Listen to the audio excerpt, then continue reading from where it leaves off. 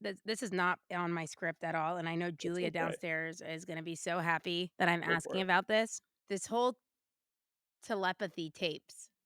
Oh, yeah. That thing. What the hell? You got me, dude. I have friends who actually run Um, what do you think of that? It's behavior, bitches. Hey guys, it's Liat. Welcome back to today's episode of Behavior Bitches Podcast. I'm so happy to be here. I'm excited. As per usual, have I ever not said I'm excited? No, because I get to choose who the guests are, so I'm always excited. Amazing. Okay, before I tell you about our guest today, I'm going to go ahead and toot my own horn as I love to do. Well, you guys kind of toot it and then I just follow along. So, we have a review of the day. And if you send us a review, I might read yours. So, this is your cue to go leave a 5-star review. All right, this is from Dana. Okay, and this is once again, this podcast has helped remind me why we do the things we do and how many different creative ways we can reach our audience. Liat, I love the way you present yourself in such a real, raw, and relatable way, and I always take something away from each episode. The episode you had with Jordan was so inspiring and required such vulnerability from her to share such a deep loss with the world. I love how you create a safe space for your guests and the students you teach. Dana, thank you so much for leaving that review. That episode was definitely a very meaningful one, and we've had such positive feedback from that episode with Jordan sharing something so deep. But thank you for taking the time and reaching out. I really appreciate it. Okay. With that, now that I'm all pumped and reinforced, I'm ready to tell you a little bit about our guest. Today, we have guest Sean Inderbitzen. He is a doctor in social work as well as an LCSW, and I'm going to guess that is a licensed certified social worker. close. It's a licensed clinical social worker. That's what I meant, a licensed clinical social worker. Silly me. And he is an autistic psychotherapist and researcher through Mayo Clinic Health System. That's hot. It's true. He No, regularly Mayo's pretty trains cool. healthcare professionals to be more confident when working with people on the spectrum. Sean, welcome to the show. Thanks for having me. I'm a little Long time. intimidated, I gotta be honest, because some of the work you do. Why? Because Yeah. even the terms that you use in your work, I'm like, I really hope that I could use these correctly but you're a You'll be nice, fine. humble guy. I feel like you'll correct me Thanks. kindly.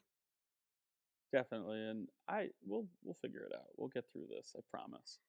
See, he's such a you could see a kind social worker and psychotherapist.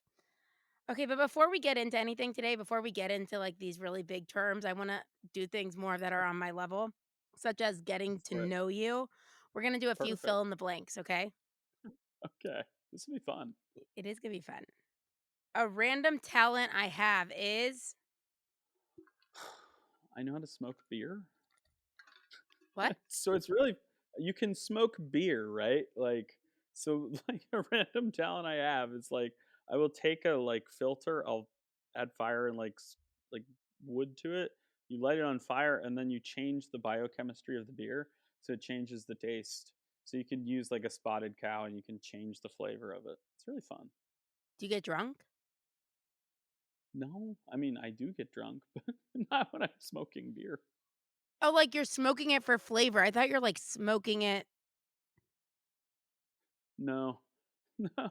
Oh, I thought it's like smoking a cigarette kind of vibe. No, no, no, no. It's This is like you actually like change the chemistry of the beer with the smoke. Oh, okay. I literally like more like when you're like smoking meat or something.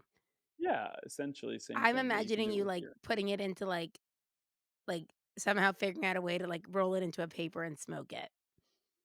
No, you can't. I don't, that would be a really Yeah, interesting way to smoke. I don't know of how that happens yet, but shows where if you my let brain find out, goes. let me know.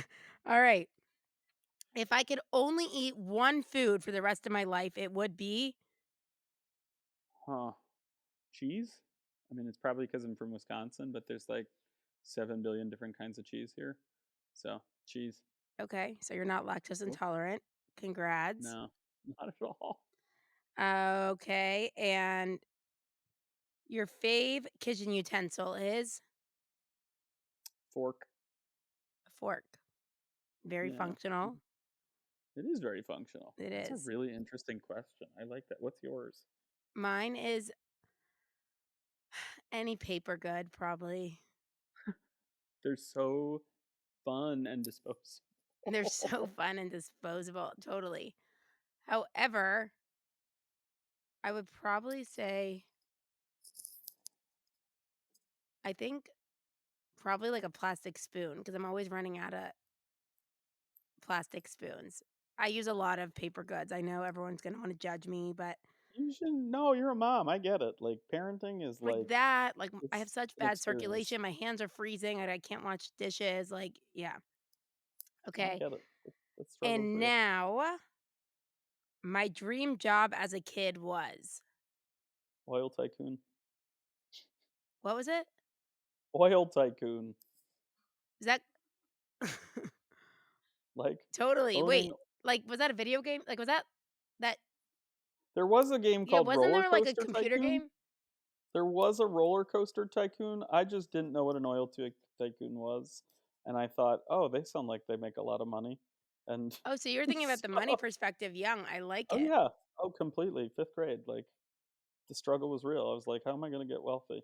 And oil tycoon was the thought, but that It's involves actually owning oil to start with.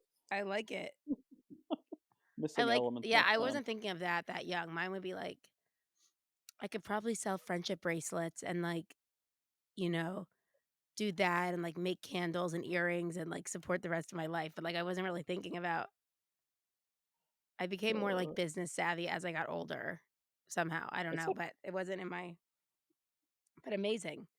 Okay, um, and now I'm just gonna do a few this or that's because I feel like it. I was only gonna do one or the other. Go for it. Um, board games or video games? Board games. Board game you like? Fuck. Oh, it's for sure Um, nerdy. It's for sure nerdy. It's like Captains and it's re- Settlers, Catan.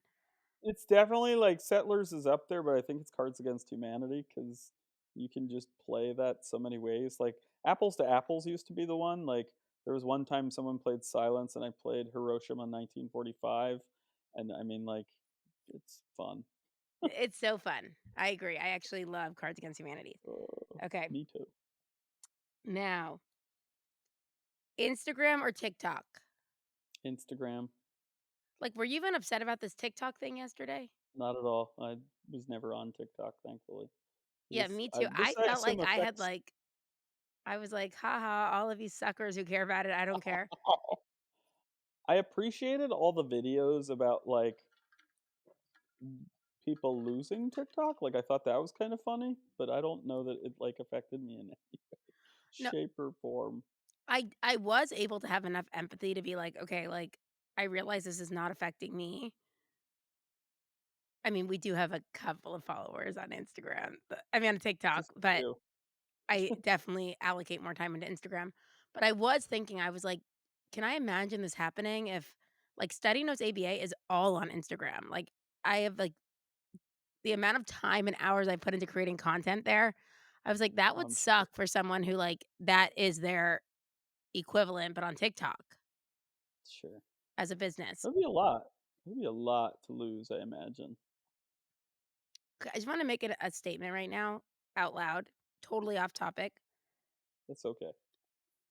We like are trying to be all cute up here in this podcast studio. So we've been like making it more legit and having guests come in. And we like made this really cute table, which I should definitely show you like a picture of like what's going on.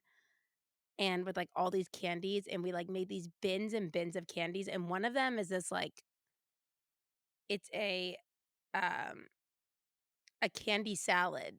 So what that is there is Sour Patch Kids, gummy sour Skittles, sour Mike and Ike's, sour watermelon. What else is in there? Give me something. Oh my god, that's amazing. There's like 7 different types of Sour Patch Kids too. Sour Patch Bites, Sour Patch Tropical, Sour Patch Regular. What else in there? Runts, not runts, sweet tart, sours, whatever. The point is I just ate so much of it before this that I'm feeling so sick right now. having a little bit of like a little satiation. So I want to make a public statement so that everyone can hold me accountable. What's today's date? I'm not eating candy until February 1st.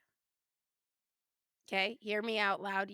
Behaviors are best kept when you have someone else hold you accountable. It also like hurts my joints, makes my like lupus feel like shit. So I just want to say that out here right now. I have all of you here witnessing it. I am giving up candy until February 1st. I feel like shit. It hurts my joints and I just ate so much. So that's off topic, but Okay. thank you for your support, Sean. You're good, dude. It You're was good too. hard. It was a hard sell to like not do something we love. No, I honestly love candy. Like, it's not I like little believe it. kids who love it, like, I love sour candy. Well, and that's the thing, right? Like if you give yourself these ultimatums, like it carries with it all this judgment from ourself towards ourself, and it's like really I find that people really like struggle when they set out that sort of thing. I know. And I mean, it totally works for some people, but No, like it for does me, I'm work for me like, when I give dates like that. okay, so you have to define it. Like you really have to have a No, but also, like, sort of. I like 'em, like, I literally don't feel good. It's Mhm. I have such an immediate consequence to, like, my joints with my lupus, like, the sugar actually, like, hurts. So, it's like an immediate Same. consequence, so it's more effective, you know? Totally, totally. Now, anyways, Sean, let's get into what we're gonna talk about today.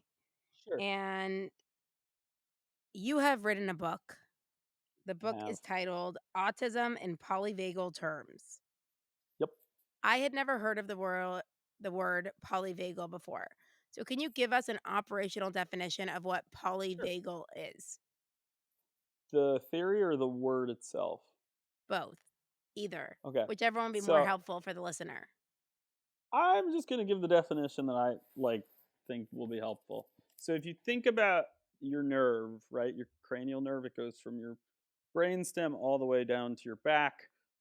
It's called the cranial nerve, and it has different branches. And the 10th branch has three branches to it, right? There's um the your safe ventral state, right? So think about when you're like connected to your kid, or like you're with someone you love, or like you're just close to someone and you feel open and creative and mindful and capable and like can do these spontaneous things, right? So like be thinking that way, right? So then there's this other branch called the sympathetic nerve. It's older, right? um and so it is responsible for fight flight behaviors, so evasive behaviors, aversive behaviors, I think is what you guys say in the Uh-huh. behavioral world. Aggressive behaviors, right?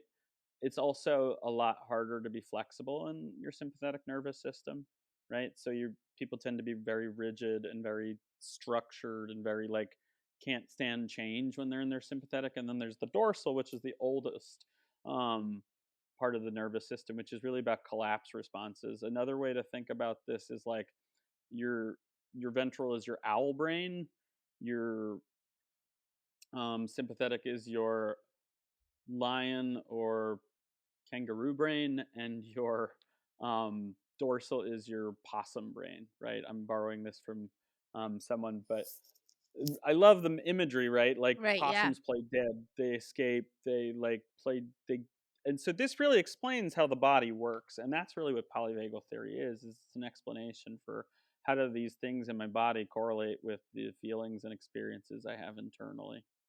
So a lot of these different things, I mean, you just explaining that right there, I could already see some of the connections as to what it is that autism and polyvagal terms, a lot of those different things that you described seem to be a lot of the characteristics we often see with individuals with autism. And by Right. the way, tell me these days, as someone on the spectrum yourself, or an autistic individual, or an individual with autism, I don't know, It's what okay, you is the don't have best to have a specific. today's date is January 20th, January 20th. 2025. I think that's a date. How Thank you. does one refer to an individual who has an autism diagnosis? So I really like the Autism in Adulthood Journal's perspective, which is it doesn't matter. The very liberal, radicalized wing will tell you autist. Um, I don't care what you refer to me as because I'm a human before I'm somebody Wait, with an autism. autist, not an autistic? Yep. Yep. So they will say an autist is the correct word. So if you want to be the most PC, there's autist, there's I think person on the spectrum somewhere in the middle there, and then there's autistic people. And it just to me it doesn't matter because it's a word that is used to describe my experience. It's not my identity. But for a lot of people, it's their identity, so they take it very seriously. Which is kind of a series of answers to your question. So I don't know. Does that No, answer that's your so question? I just wanna know, anyone listening, sitting out here, I always whenever you put something out there as, like, a public podcast or a video, you're, like, putting yourself out there to be canceled, essentially, you know? You're just, like, It's waiting. okay. It's And all so part of the I'm just course. gonna put it out there that you are saying that you, as an autist, are giving me permission to refer to you in Yes, any of you the can ways that refer to come me. out. That Yeah, I'm not picky about it. My identity is as Sean, the human being, not Sean, an autist. Like, and some people define themselves that way, and that's okay for them. But for me, whatever you want to call me is fine. My it's ego's not so it's weak that it also can't just tolerate. crazy because, like, when I was in, like, grad school and, like, my major was special education, like, they drilled into us people first language. And Exactly. it actually made a lot of sense. Like, that one, I actually, I was like, it does make sense. Like, you know, even as someone who, like, later on in life, I got my own, like, health issues. I you know, I'd go into these, like, lupus support groups, and it would be Right. like and again, I'm not speaking for anyone listening, but it'd be I would see some of these people, like, even when they would sign off their name, like, it'd be like Liat Sachs, comma, lupus, comma, Raynaud's, comma, scleroderma, comma, ADHD, comma, Hmm. anxiety, and I was like, Hmm. you know and maybe that's a little different with, like, some kind of physical health thing, but I was like, these people are, like, literally, like, as their identity, and I know, like, in autism, it's a Yeah. little different, Well, it's um, very similar. I mean, like, I think people do define themselves that way. I don't find it very helpful to limit myself to one word because, I'm complicated. I'm a person, kind of like you are. You're not Liat the lupus, you're Liat, and you might have lupus. right. It So, sounds yeah, like but you I have just, like, lupus. it's always, like, never like, I swear, especially, like, doing a podcast on, like, any of the in these related fields, I'm like, "Do I just not refer to anyone?" Like, I don't know, but okay. No, I'm with you. But you're welcome to call me whatever you like. I'm totally cool with Okay, that. I'll stick with Sean. That works. Okay, so everything you were explaining seems so, like, you're saying a lot of these different things that are in our nervous system, is are you saying it could be, like, a lot of the reasons for the results of why we s if I'm saying that, like, as why we see some of these, I don't know if it's, like, symptoms or characteristics? Yeah. So people's behavior is a function of their biology. Is really what I'm making the case for saying, or what polyvagal theory makes the saying, which is like very like pre-conscious, right? So like with autistic people, not all autistic people are disordered, but some are, right? And if you look in the statistical literature, like you look in neurophysiology, like you will find people with autism have higher heart rates than those without consistently. And there's a paper that like tries to disprove this, but I take it on in my book and it's not very accurate. There's like 15 studies over 40 or 50 years across 5 or 10 there's across like 5 decades in different places done by different researchers that confirms this. So I don't feel like this is really up for debate. Like this is just one of those facts that like is becoming more and more well understood. And so I think a lot of the rigidity and the difficulty with relationships that autistic people face is because of their heart speed, right? But you could also make the same case for somebody with chronic PTSD, right? Because somebody with chronic PTSD can look very rigid. They can look very unable. So what I love about polyvagal theory is the diagnosis doesn't really matter. I mean, but with autism, like there's so much that just collects on top of it. So our nervous systems are these places that can change so easily and they're so sensitive and yet they can get stuck in places and people with autism more statistically are likely to be in states of chronic threat. And that's because of how the nervous system processes sensory information. So is this kind of like I know oftentimes when I'm teaching my classes, I do a lot of stuff with like, you know, some things are due to ontogeny, like things that happen like over a lifetime, right? Um, like, coming into contact with consequences. And then some things are like phylogeny, where it's like more like you're born with it. So like, are you saying like oftentimes a lot of individuals with autism are already like they have like that higher heart rate oftentimes? Is that like something you're born with? Exactly what I'm saying, yes. And that higher heart rate can be a byproduct of a lot of things. Like there's like 10 or 11 different variables that it could be. But I think the one that makes the most sense in my head is the way the body processes sensory information. Like your middle ear muscle can like take in too much or too little sound, and that can actually create an effect on the heart that makes it speed up because it feels to the body like it's in threat, even though there's no threat, right? Like there may be no threat, but the auditory information the body receives goes to the heart and then speeds it up. So you might get a more rigid presentation, or you might get a withdrawn social presentation, or the inability to read and take in social information because you're in so much threat. Right. That that actually makes a lot of sense. I used to have this weird thing when I was younger. I think about it. It's like suddenly it would sound like everyone was talking really fast and like noises seemed like extreme. Like someone like walking up the Right, stairs with like I don't know what it was that I was like it'd be like bang, bang, bang. And I'd be like, oh my God, like brain, like settle down, like what's going on? right. And it's Because you're in your sympathetic. is that what it like I just remember it so clearly being younger. I mean, like, okay, Yeah, how can I turn back to regular speed? Because like I wasn't always there. But I just remember right. like and then it was like I was on high alert because I'm like, why is everything Right, because the auditory information now, like, it could like I said, there's lots of variables, right? Like, it could have been auditory information. You could have had a terrible experience that you haven't told anyone about that could make a connection with that and make that dysregulating your nervous system. We call those adverse childhood experiences. You've probably talked to one of your guests about ACEs, but, like, that can also be a thing that dysregulates one's nervous system, right?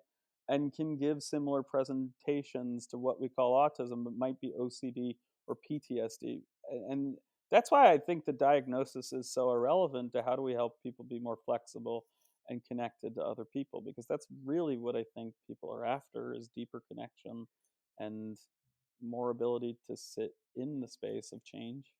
I think it's also like in the actual like ABA or behavioral space. We always say like whenever I'm teaching for my classes, I'm like, I really don't care what the diagnosis is, right? Like, because I'm really Hmm. just looking at like what's the behavior and what's the function and what's the consequence. However, does it Right. help having an idea? Like, sometimes it does help being like, okay, this person, by the way, is like, I don't know, let's just say something like very anemic, right? So, like, maybe they're cold Yeah. all the time. So, like, maybe like it would make a difference if the room was always freezing. I'm just saying like things like that.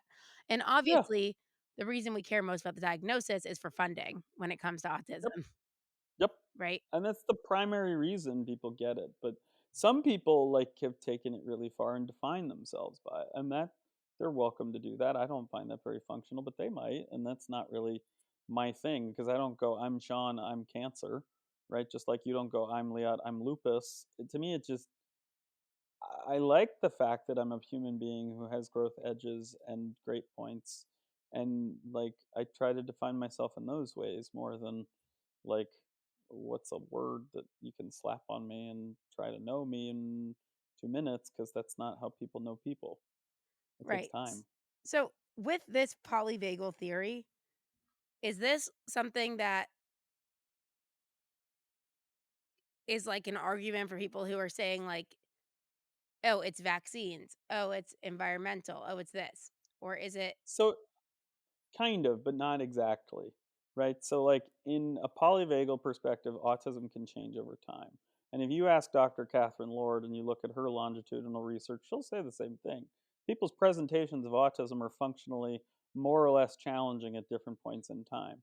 And so, this is really a biobehavioral explanation for what do we see when we call a thing autism as a phenotype, right? Like, what is happening in the biology? It's not causal, right? Etiology, that's sort of like what makes a thing happen, is still sort of a mystery bag, but like, this is a thing we just know about biology that we can work with. The other thing that really can feed into these sorts of things are all the medical comorbidities people with autism face, like lack of sleep, digestive issues, cyclical vomiting syndrome. All these things make you more likely to have autonomic dysregulation and be more rigid and less flexible and more disconnected from other people because of all the suffering that goes with being autistic sometimes.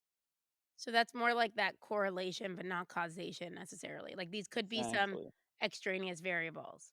Yeah, I mean, what I think autism is so helpful for naming is there's a pot of things that might be affecting this person, and how do we tease those out in a way that makes your life more functional so you can achieve whatever your goals are, right? So if that goal is to like have a girlfriend, right? Or like I have one client whose goal is to like maybe divorce their husband or not, right? Like, how do we work with the stuff that makes them autistic so they can actually arrive at an answer to whether or not they stay married, or an answer for like whether, like, how do they mask when they are in business but then be okay with the safety being in the presence of their boyfriend's family? Like Ugh, it's what you just said, like I hmm autistic or not, like those are situations that no one it's not easy for anyone dealing with. Like I just like right. literally just got a flashback like being in my therapist's office So like do I sorry. stay or do I go? No, don't say Right, sorry. and I'm it's a on the other horrible. side now, but Sure. it's like Yeah, so it's hard for it's anyone. So struggle. like but if you do have an understanding of like maybe how like the nervous system is working or potentially functioning in like someone with autism that could be really helpful.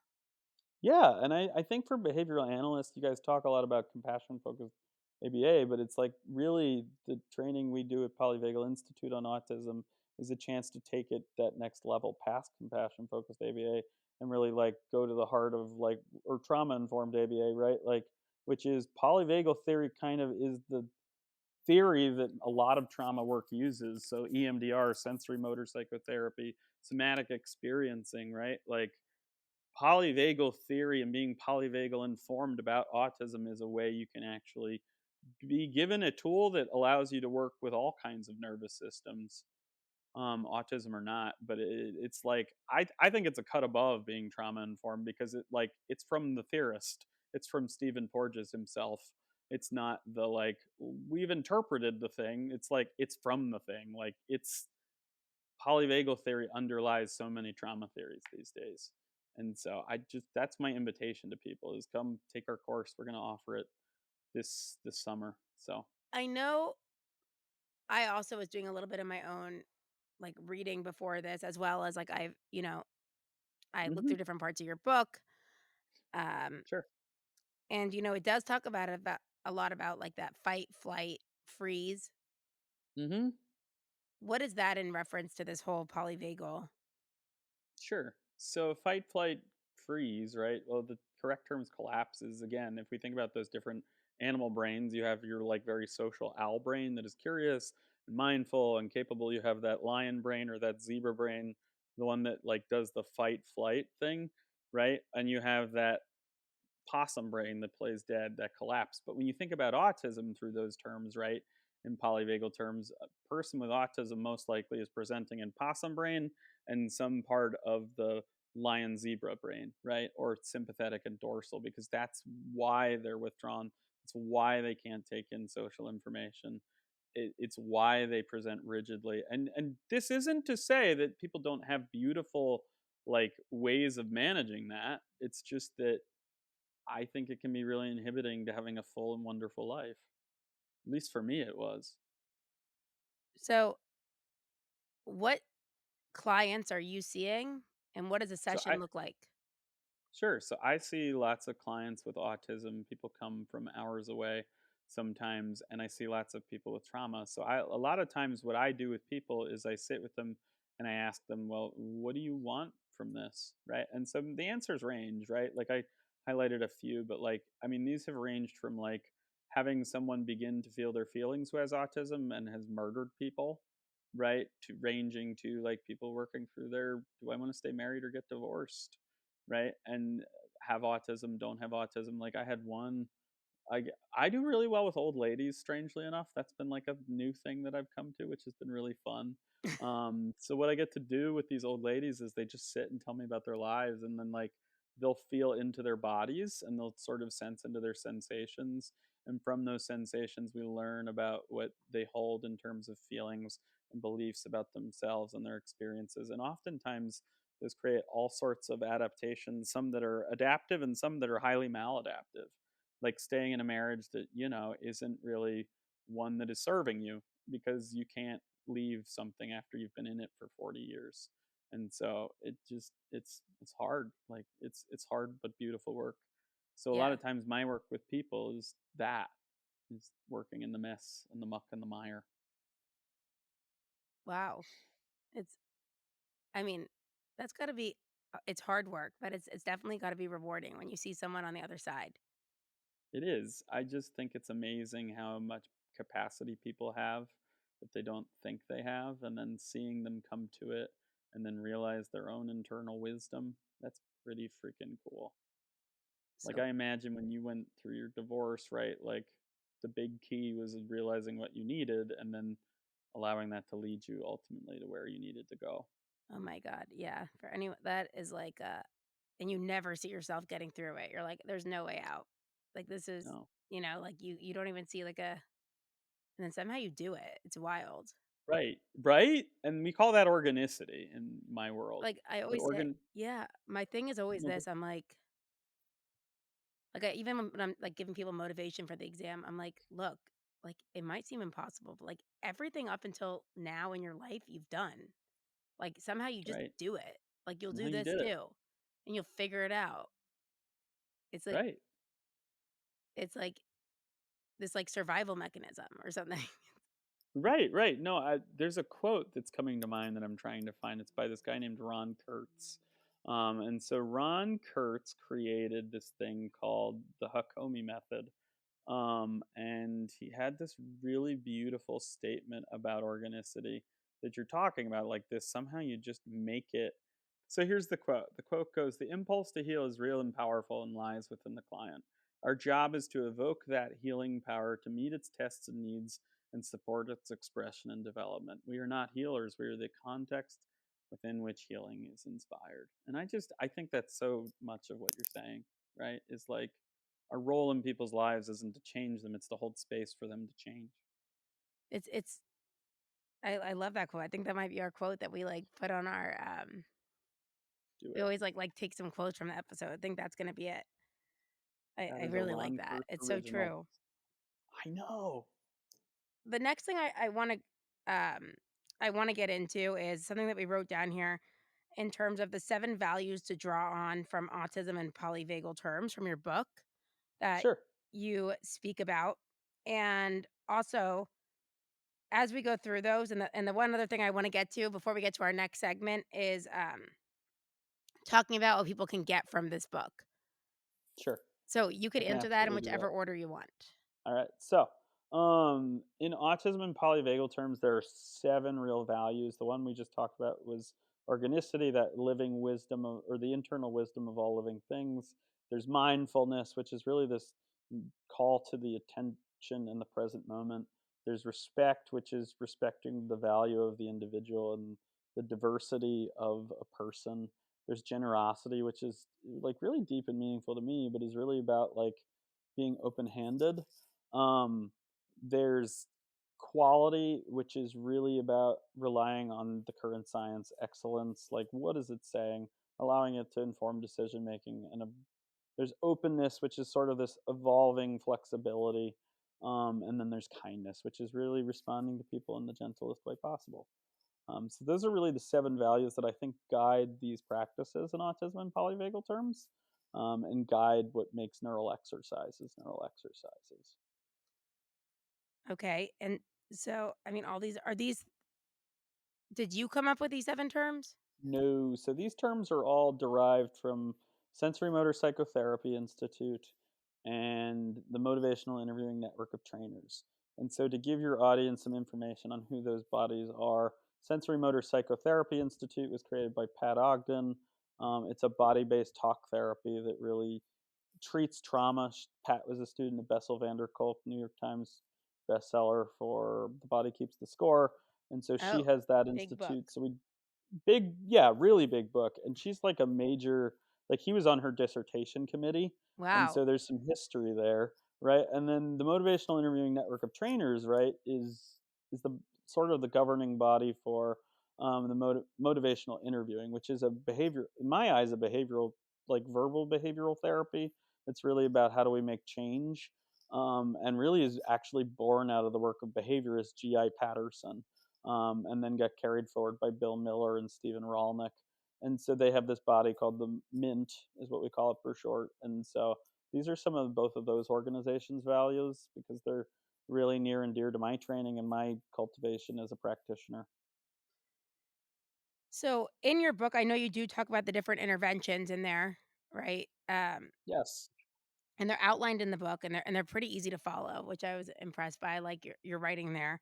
Um, Thanks. can these be adapted for outside, like like outside of clinical settings, maybe like in Yeah. schools or classrooms? Yeah, I mean, these things apply to being a parent. They're really what are the principles of co-regulating with another nervous system, right? So, and really what you're co-regulating for is more flexibility and greater levels of connection with other people. I'm just trying to find the set of them. So I call them neural exercises. And neural exercises, there's really, I want to say 5 or 6 of them. I'm just pulling them up here. So give me a second. Really, there's these things called neural exercises, and they're for increasing capacity for flexibility. So, how do I be less rigid? And they're really about increasing the ability to be vulnerable by developing a felt sense of safety. And so, the ways we increase flexibility really are exercise or biofeedback, mindfulness, and motivational interviewing.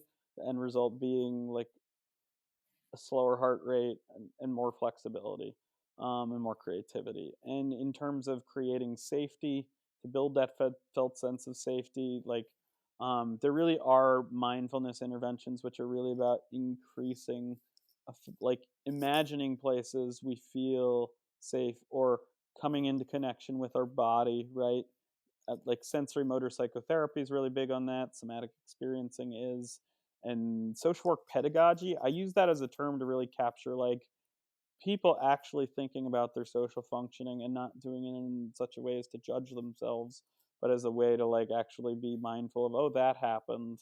Oh, Right. that happened. That wasn't so helpful. And yet, like, still did it. What's that about? So, like, this sense of curiosity towards social experiences. And so I think those 5 things really are things you can do as a parent, you can do as a teacher, you could do as an analyst, you could do as a clinician, you could do as an OT. Like there's really endless possibilities of where you could apply this. Because if you as an adult have a regulated nervous system, your kiddo who's on the spectrum or not on the spectrum, like is going to be more Oh, regulated. that connection is huge. It's totally huge. It makes all the difference in the world. It's It's everything. yeah, that I mean, I see a lot of. Okay. So, where can everyone get their hands on this book before we move into our next segment? Amazon, Barnes and Noble, Walmart, take your pick. Okay, so Pretty much everywhere. we're gonna put the link for it in the show notes. Cool.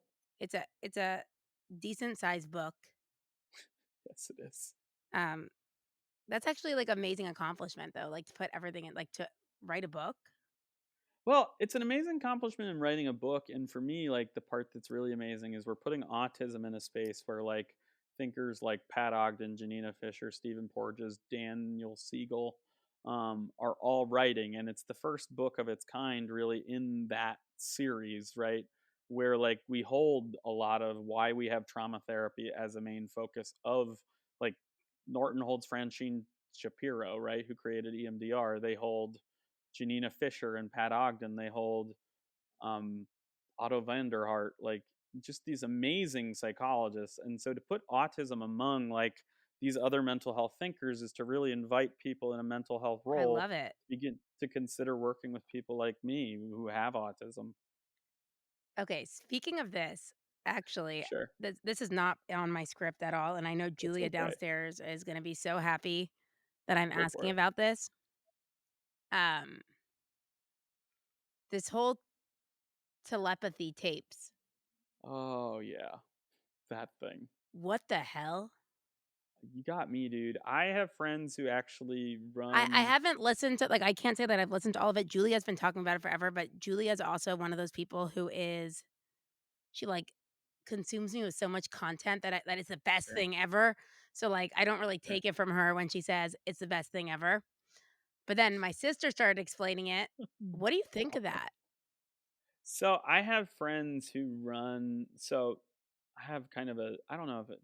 So I don't honestly know a whole lot about the telepathy tapes. What I do know about is I have a friend who runs spelling to communicate, which is different, I would argue, than facilitated communication, which I do have issues with. But what separates IASC and Elizabeth Vossler's work is it's a dynamic process of learning how to communicate more independently over time, beginning with a Leber board and working eventually to using a phone. Like, and I just actually got to give a talk to a group of non-speaking autistic adults and their families, and like you would be blown away by the kind of poetry they come up with, independently with no assistance. And so I think people's communication journeys look different. I don't know a whole lot about the telepathy tapes other than it's made Elizabeth's life a living hell for the last week.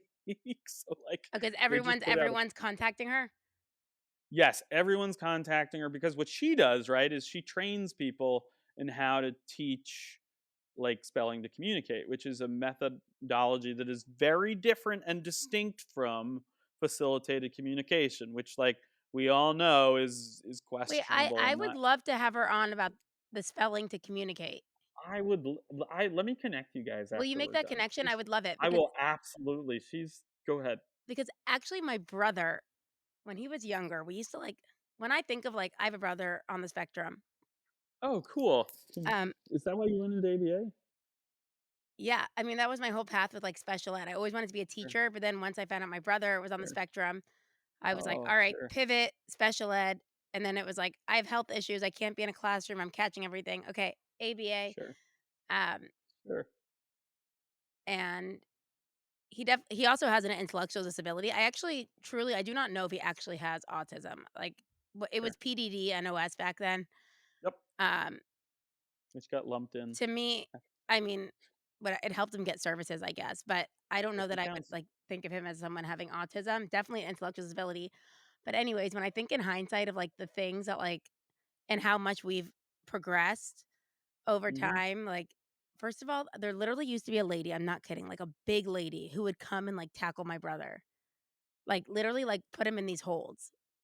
Not like a full on, like, tackle, like, "And go," but, like, he had, like, biting or whatever it was, and she would come Sure. do this, and when I think about this now, I'm, like, so grossed out. I'm like, "How?" Sure. Like, this kid, what? He was, like, 9, 10 years old, and, like, this, like, Mhm. big woman. Okay, so that was number 1. Sure. So that is, like Sure. and I remember, like, being, like, so scarred by this as a kid, and my mom just, like, being so sad watching it, but, like, you're, like, also, like, this parent who's, like, like, there's a lot. Right. Anyways, but There's so then we much would there. travel to Austin to this one woman who did facilitated communication, and Yep. I was young, and Mhm. what was it called? She was, like, this Indian woman. It was, like, the Sota method. No, that's something for back pain. Something maybe, whatever, and it was definitely facilitated and, like, she would hold his wrist, and, like, I mean, I wasn't in Mhm. ABA, I wasn't in school yet for any of this. Sure. I'm like, it just seems so weird. It seems very Ouija board-esque. Like, I Yeah, and I I mean know what I want the Ouija board to tell me. I'm gonna pivot it slowly towards yes, like mhm. so you're saying this Totally. other one is different. I am. I think, right, like, I think about so, like, there's a lot of perspectives on speech, which, like, I, as a clinician, have never understood why does behaviorism have one? Like, I don't see how ABA has anything to do with speech because when I think about behavior, I don't think about speech, but that's another battle for another day. But, like, what I'm saying is so Elizabeth will probably have a very different perspective on FC than I do, which is FC is like you're saying a Ouija board thing. But right, I do think about like development and child development and communication as a developmental process. So if like this woman is helping your So, like with this processes with specialing to communicate, you begin that way, but you also eventually move and grow. And like, I really do think people who are non-speaking have deep, rich lives. They just need assistance developmentally, like anyone else learning to communicate. Totally. And so like, I probably will get some flack from somebody who's a behaviorist for this, but that's okay because Elizabeth's amazing. She's just a Wait, you have wonderful to make human. that intro, and maybe she will, like, talk a little bit about I her will thoughts on definitely this make telepathy thing, totally, and she'll and love that therefore, she'll then I be could giving. get Julia to be quiet, and we could all be happy.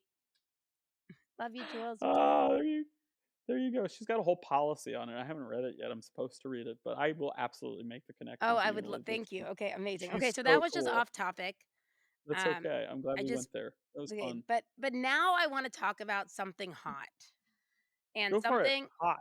something hot, and something that makes people hot and angry, and something that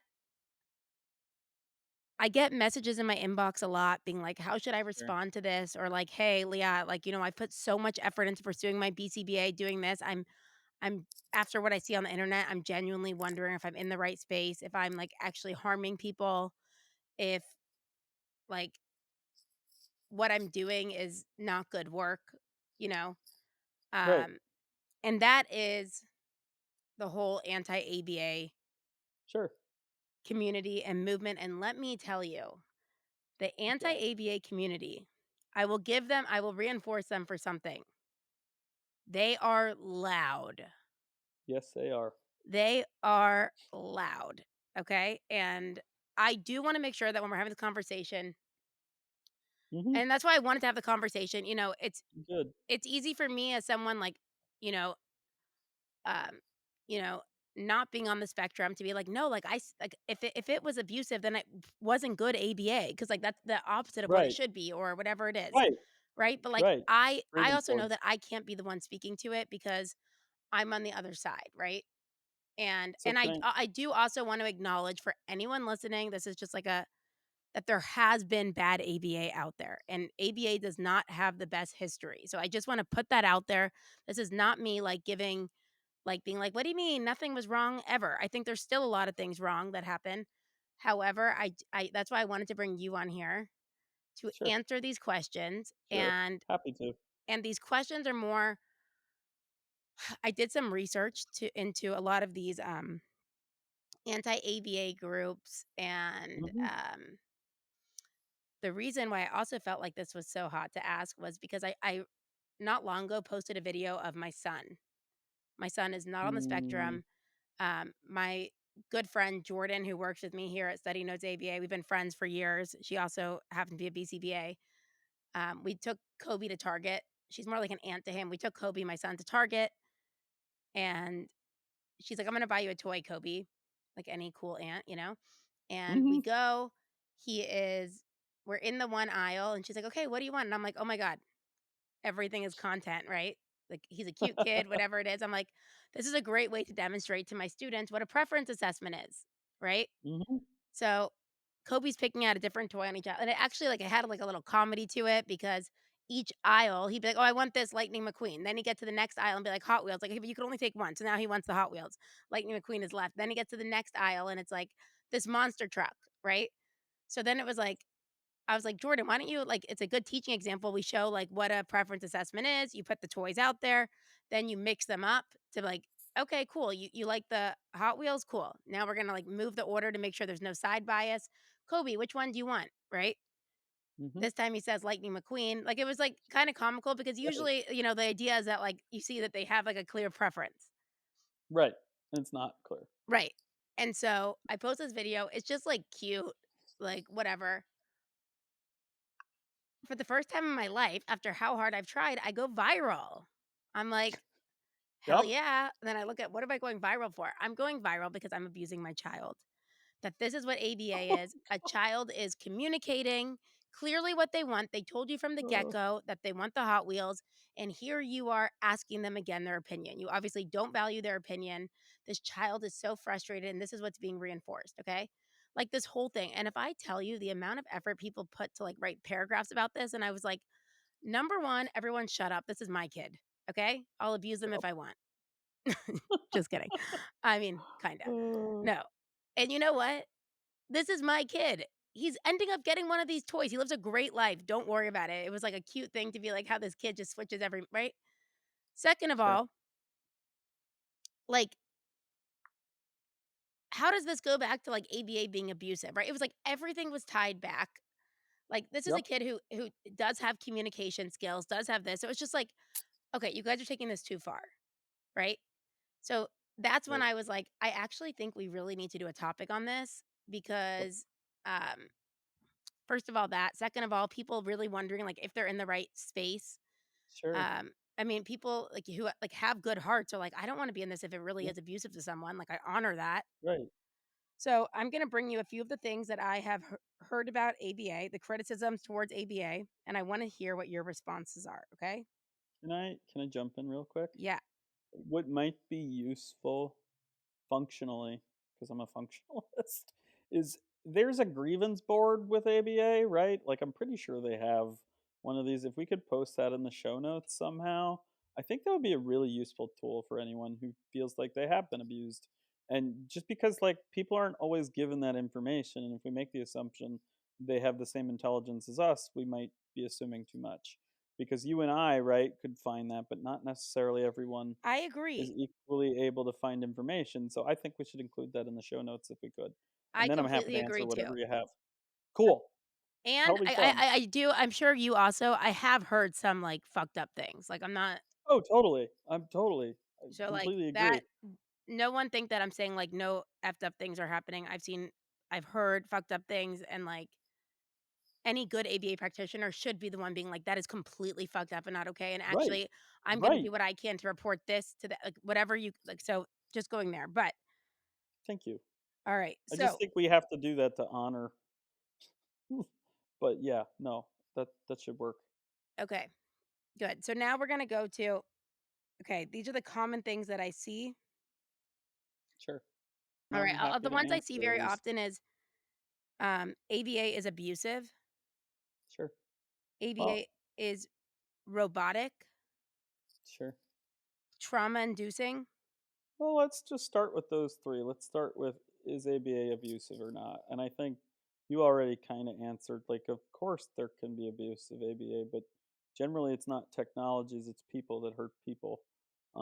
It's sort of that whole, like, is it the gun or the person that hurts a person? Well, both. And, right, people have an awful lot of influence over how they treat other people and should, if there is abuse, they should report it. Like, absolutely, but in terms of as a practice, like, one of the things I get really frustrated about as a person with autism is what my behavioral analyst colleagues think of me as a person with autism because of these other voices.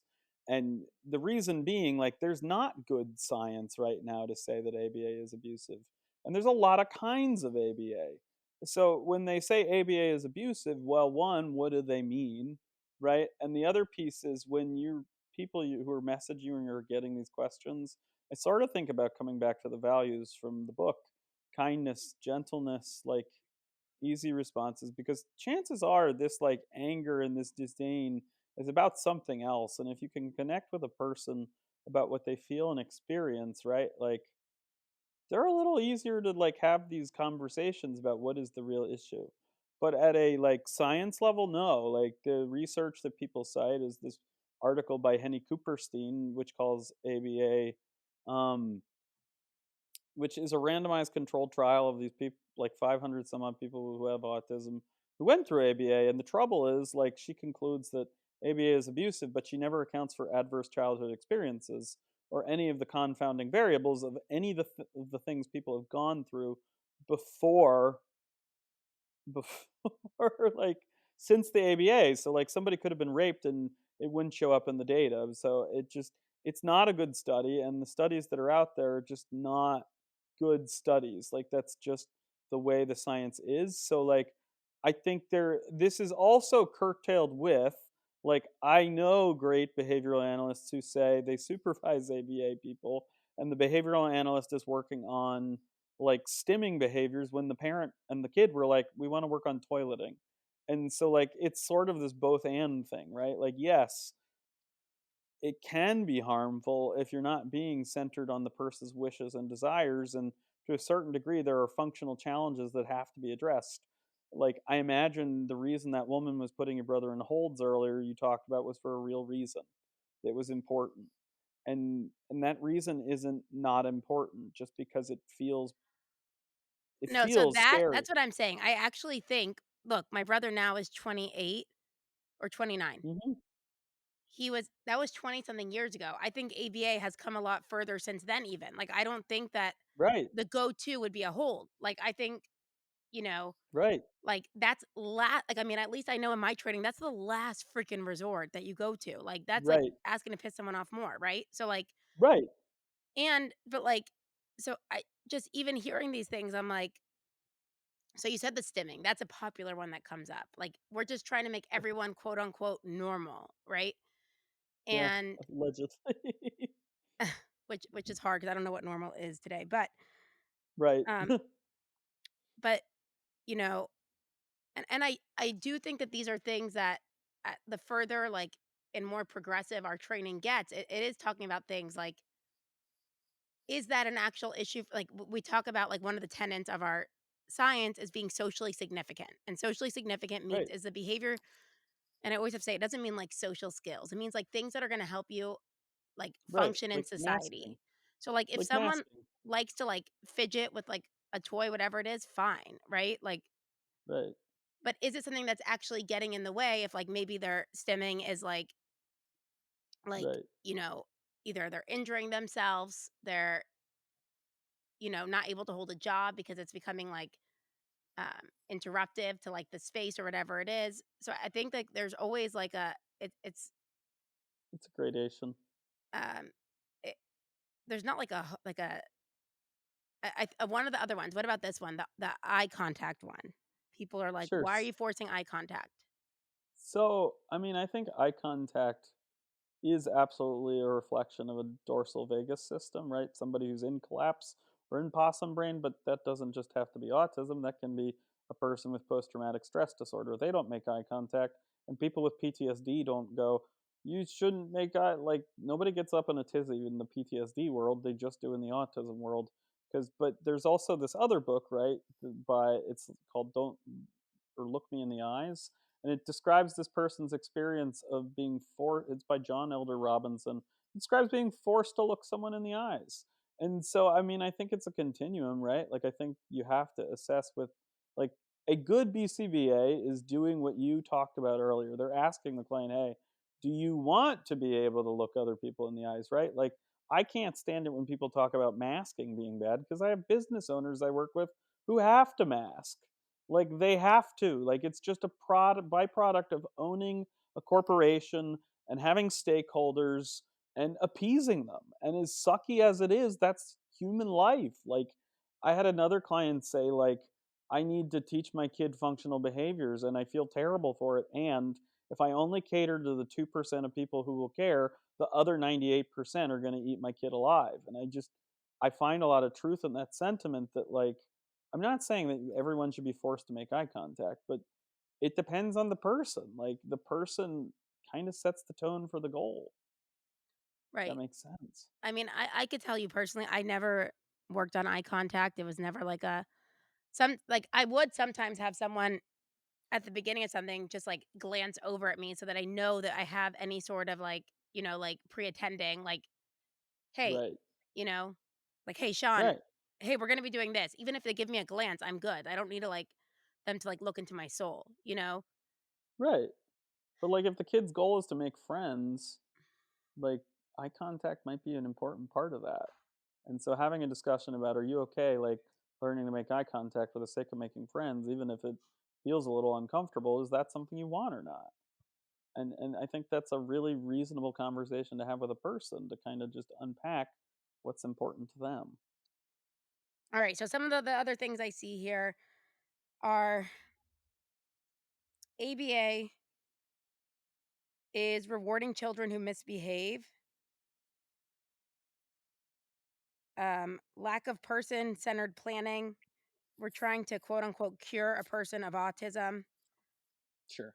It's too rigid, stressful, not applicable to the real world, too controlling. It's like dog training, treating people like dogs. All kids will be robots, Sure.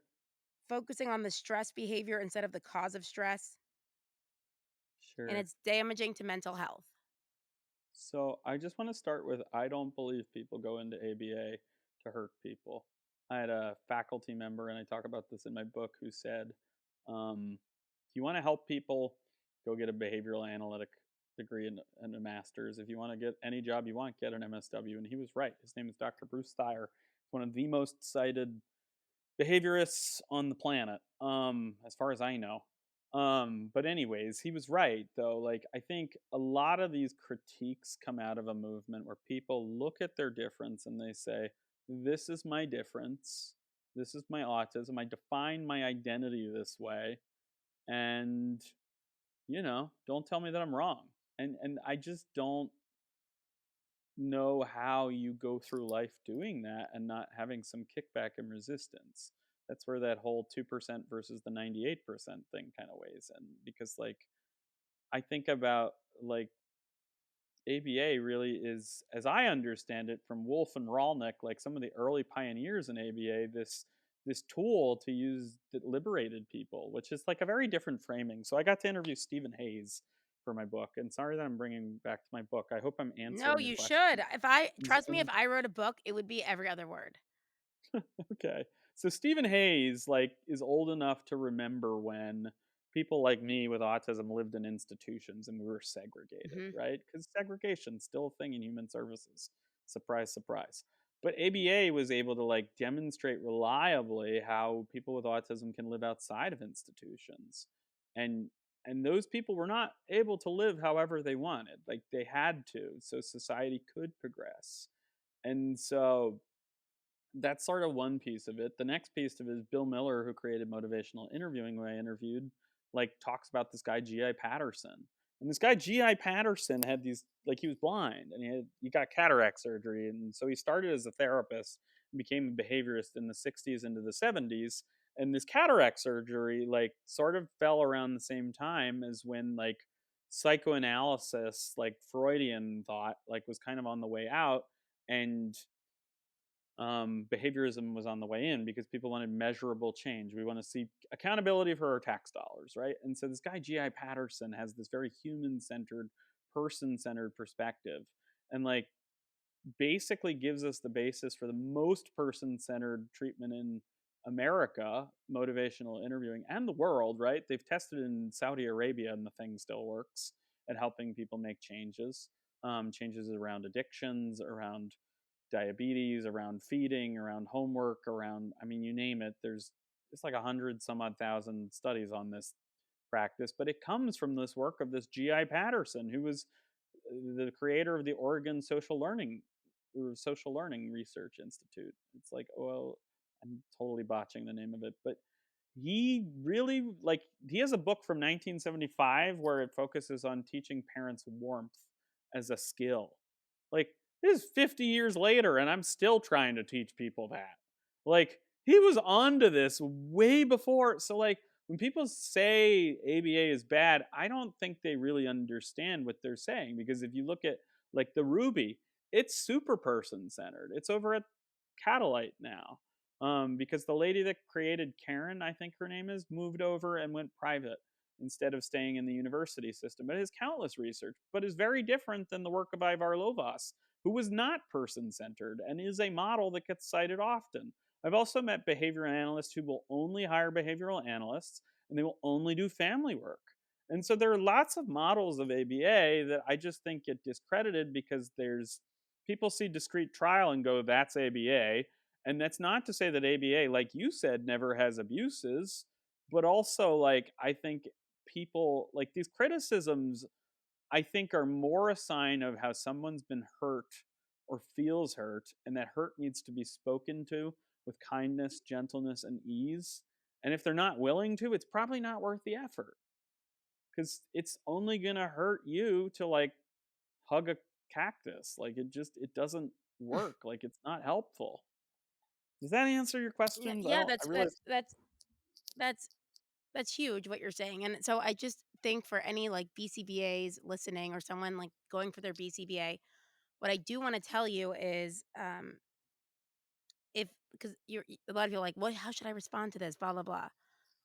You should respond with, like, honoring it, being like, "Oh my god, I am Right, so sorry to hear they were doing I like, the fact that I'm hearing that they were doing this to you, like, that's not cool at all, and just so you know, like, that is nowhere in my training of what I've done. In fact, I might be like, I actually just took this, like, one, CEU the other day about this trauma, like, and by the way, here's a resource as to where you can report that because that should never be done, you know, right, and, like, right, honoring that so that you're not, um I think that's really important to let people know, and, uh, I think a big thing, if the individual is willing to listen, is really disseminating. I think that is a huge part of, like, when I see people, oh my god, the comments that even were on that, like, post of my son were so, like, so sorry. I How mean horrific. no, I mean, to me, like, I actually, like, had kind of a little, like, fun with it writing back. They're like, "Oh my god, look at the punishment, how you're punishing your kid." I'm like, "Actually, that's reinforcement because he asked again," but and they're like, like, little things, whatever it is, it's just like Sure, so little really ways using for the you to opportunity to kinda disseminate. regulate. If someone will listen, if someone's not gonna listen, they're not gonna listen anyways. It's the same thing when there's, like, a war going on, whatever it is. You're not gonna, like, change someone's point of view on that if they already are set Yep, on a side. However, yep, you make sure, like, the way you are practicing is, um, right. informed. Right, and it's polyvagal informed because if you really bring it back to polyvagal theory, right, where like and I see this in IEP meetings a lot, you'll have a kid who's mad at a teacher, who's mad at a speech pathologist, who's mad at a parent, who's mad at the other one, and they're all stuck. So if you and your nervous feel system feel fight coming on, right, probably not the time or place to respond because you're not responding honoring the way you're describing, which is exactly how we need to be addressing concerns like this. Right. We And got to get into our ventral. one thing I wanna say to the dog training part is I hopefully no one gets mad at this, but we're literally all living organisms behaving. Whether it's you're feeding your plant and, like, the plant grows when you give it a specific fertilizer, you're gonna use that fertilizer more, or you are, you started noticing that your kid listens, or, like, when I find something that will get Kobe in the bathtub, I will do that again. Like, okay, if I have to buy these bath Mhm. bombs with surprises in it, I'm gonna buy, like, so the idea is that it's not, and so I think people are like, "It's like a dog." Like, that's, like, the most, like, base like, yes, you do train a dog ultimately the same way that you're training a human, the same way you're training a goldfish or a dolphin or a new employee. However, the reinforcers are obviously gonna be different, but it's the idea that we live in a world where, like, consequences do matter. So, like, Well, whether they you do, think and there's so does reinforcers in the environment or not, there are, right? well, So and I so does think just pointing that out that it's like, if you're saying it's like treating a dog, no, we're not using a dog food after. We're not saying sit, right? It's not the same things. It might be like, "Hey, I this is like here's like, a really fun activity that we're doing in the class right now. I'd love you to be a part of it. After first we do this, then you could play on your Xbox, right? That's also like technically what you're doing when you're training a dog to do something, right? However, you're doing it based on things that they like, right? The idea to get them involved in it, like, you're so just really understanding that yes, reinforcement and punishment work for any living organism.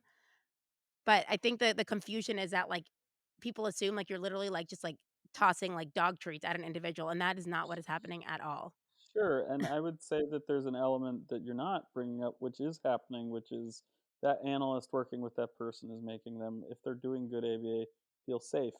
Because safety is what allows the prefrontal cortex to come online and process those commands and that reward and punishment, right? If you look at Pavlov's dogs, there's the story about Pavlov's flood, right? All the dogs where the bell ring salivate thing, gone because the flood, right? So the dogs had to actually relearn what it felt like to be safe before they would redo the behavioral principles. And so, right, like Wait, I didn't safety is a actually know this. That's a really, yeah, no, it's a real thing. If you and look my at dog's Pavlov's, name is Pavlov, that's so embarrassing. So there's a whole thing where Pavlov's dogs got hit by a flood, Oh, wait, I and they actually have like wasn't it, like, in, like and it was, like, cold? yep. And so that process of like reacclimating, that process that that analyst does, maybe not like even knowingly, but like just their character, their personhood, their that's the co-regulation. That's the safety that allows for the prefrontal cortex to be online enough to actually have those rewards and punishments really be effective. And totally a thing that you're already saying is happening. It's just, polyvagal theory. Polyvagal theory, baby. Yeah, polyvagal theory, baby.